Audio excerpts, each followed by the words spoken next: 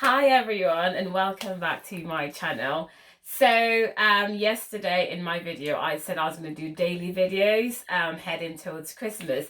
So this is video number 2. So how are you and how have you been? I'm excited about Christmas. Today I took my boys to the cinema and guess what? It was just me and my friend and her kids.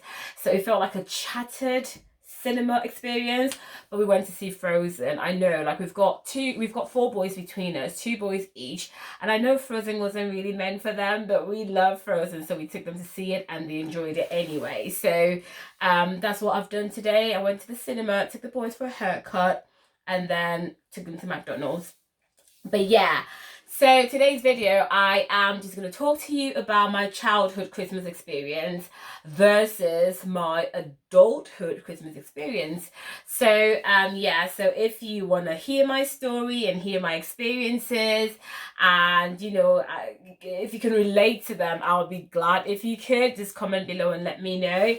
So if you have watched this far and you have not yet subscribed, girl, can you please subscribe to my channel and click on the notification? I keep saying girl, but I know like both men and women watch it. So guys, if you have not yet subscribed, please kindly subscribe. It means so much to me. And click on the notification bell so that whenever I upload a video, you are notified of it. So I'm just going to go straight into the video. So I'm going to talk to you about my childhood experience. So when I was a child, I'm just going to talk about like the vivid ones that I remember and what Christmas was like for me. So it's so different. The Christmas I had is so different to what my kids have now. Because when I was growing up, I remember when I was about 5 or 6 years old, that was the first time my uncle took me to go and see Father Christmas. And I think because I was like in class, because back then I was in Nigeria, and we used to like it's either your first, second, third, fourth, fifth, or sixth, or 36th. Like it's just numbers when you write exams, like your position in the class. And I think for like a few terms down the line, I was always 5th in the class. And my uncle said to me and my mum, like I think my dad, that if I did better, then I would have a treat. So I think I worked really hard, and then I was number 3 or number 2. I was 2nd or 3rd in class.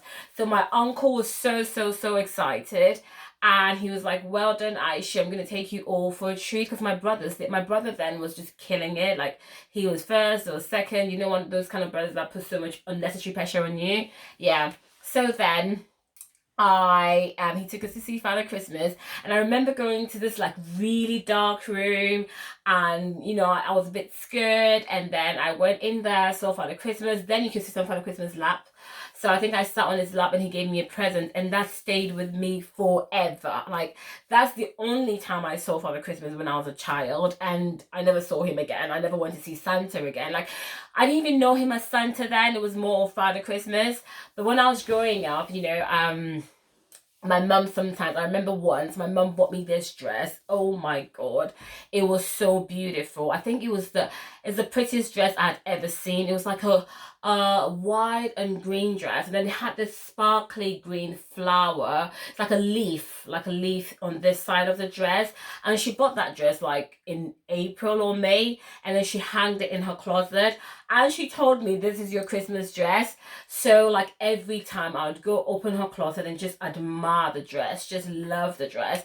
And then throughout the year I'll be told if I did anything wrong, it's either the dress was going to go back to where she got it from, or I'm not going to wear the dress. Oh god.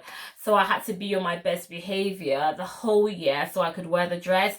And then finally, when Christmas Day came, people, the dress got, my mum brought it out of her wardrobe, and then she'll put me in the dress, and that dress, I would describe it to everybody in school. Like everybody knew about the dress because I would tell you what my Christmas dress looks like. I could describe that dress in details, the tiniest details. I could tell people about it.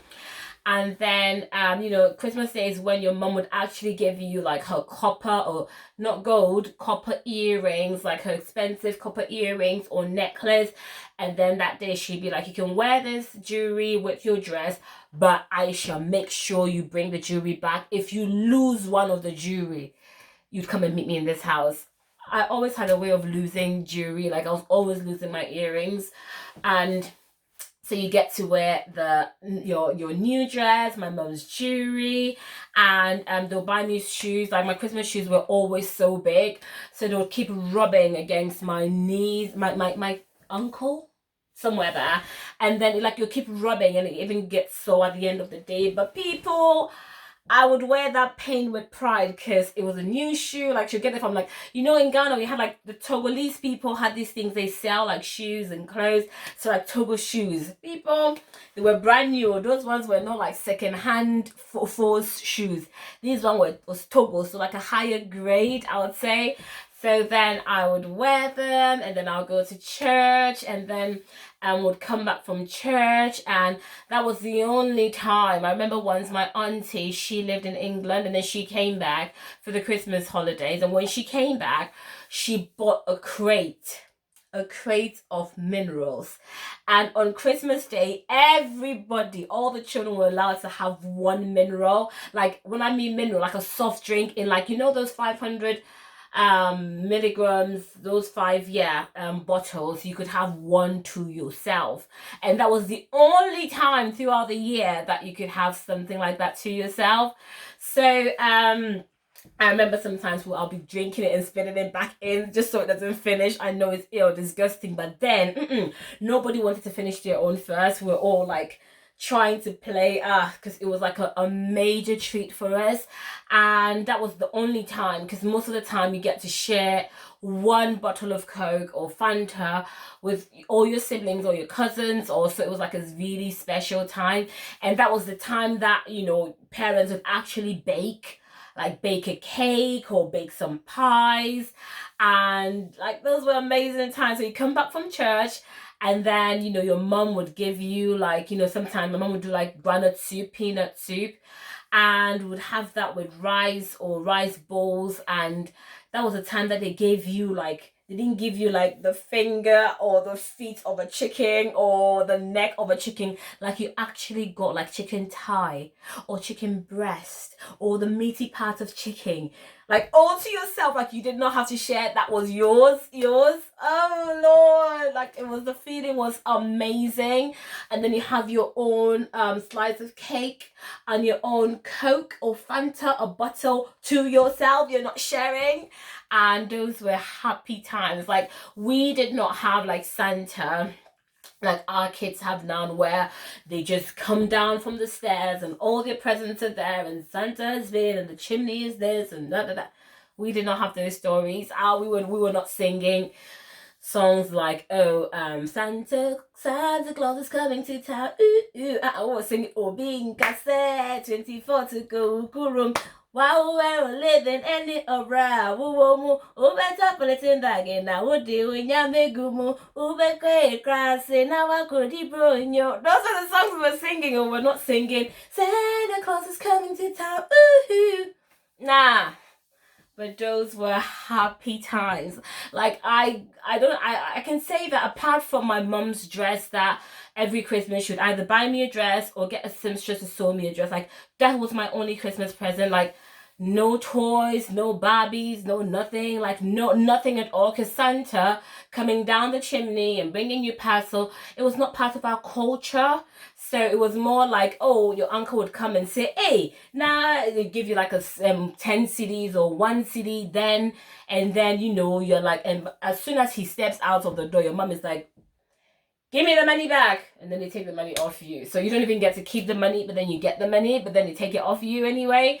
But it was amazing times. It was happy times. I remember sometimes my uncle would give me some money, and those were the good old days. And I really, really loved it. And I'll go to my friend Ivy's house, and Ivy's mom would bake cakes, and I'd have a slice of cake, and, you know, would have a good time. Would go to church, all of us in our new clothes and stuff, and it was amazing. Like I would not trade those experiences and those feelings for anything.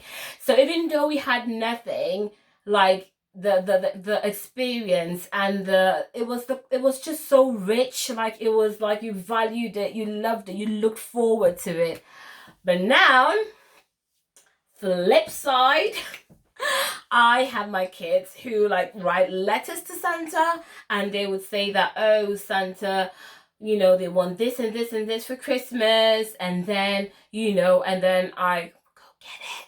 And then Santa Aisha will put it under the tree, and then they would come and, Santa's bin, mummy, Santa's bin. And I just look at them and I'm like, oh God.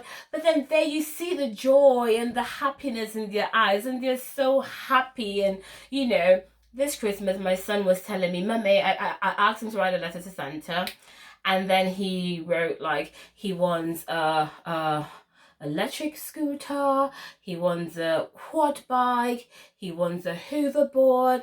And I just looked at the list and I'm like, hey, this one thinks I'm Bill Gates or Dangote. Look at the things he's writing on this list. Like, so I just said to him that, oh, the shop that sells all those things, there's COVID in that shop, so Santa cannot go to that shop. So then I wrote a list of the things that I could afford and said, this shop, however, is huge with no COVID and Santa's going there. So pick whatever you want, 3 items from that shop, and then Santa will get them for you. And he was happy to write 3 of the things that I could afford on there. And I'm like, yes, at least something good came out of COVID. So yeah, so the experience is so different, but that tells you that you don't need much to appreciate seasons. You don't need so much to be happy and, you know, to be thankful. Because when I had nothing and my mum had nothing, and you know, we barely could do anything on Christmas Day, like even our presents was bought in March and we had no presents in like going under the tree and stuff, we still enjoyed every bit of it. We, even with that one Coca-Cola, that, you know, and I remember at one point in time, my mum could not even afford to get one Coca-Cola for all of us. So she just bought like 1 liter of Coca-Cola or 1 liter of Fanta. And me, my mum, and my 2 brothers, we would share that liter. We'd all bring our cups, we'd open the 1 liter, we'd pour it all, and then we had our food and we'd eat it together. And we eat it with so much dignity and so much happiness. We were so happy because it was Christmas and we were just happy about it. We didn't really fuss like, oh, we want to eat some salad and some jollof and whatever my mum made for Christmas, even when she had nothing. You know, the peanut butter soup she made or whatever, the jollof rice, she made it like she'll put the extra bit in. Even if it's sugar she has to pour in, she'll pour the sugar in so it tastes nice. It's so good, and then we enjoy it. So yeah, so those experiences, they are priceless. They are, you know, I just love my Christmas experiences.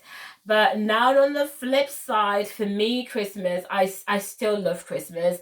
I love to host. I love to buy presents for people. I just love to make people happy as much as I can. But I'm going to do Christmas as a season of giving in my next video. And I'm going to talk about how we kind of put that smile on people's face and make them happy. But today I just thought I should share a bit of, you know, what Christmas was like for me and what it is now. Now I don't really bother about getting presents because I'm over the Santa bit because I'm not a child. So it's more about seeing the smile on my children's face. Like, I love Christmas because I can give and I can enjoy time with people and show love and all of that. So it's a very different experience, but it's still a lovely one that I have come to embrace and I've come to love, and it's still my favorite season of the year. So yeah, so that's me then for today. And if you can relate to some of my stories, you know, just comment below. Let me know what Christmas was like for you, especially if you grew up in Africa and have now moved to this side of the world. Let me know, like to the western side of the world. Let me know what Christmas was like for you. And yeah, let's just share our stories. So thanks for watching, and I'll see you again in my next video. Bye.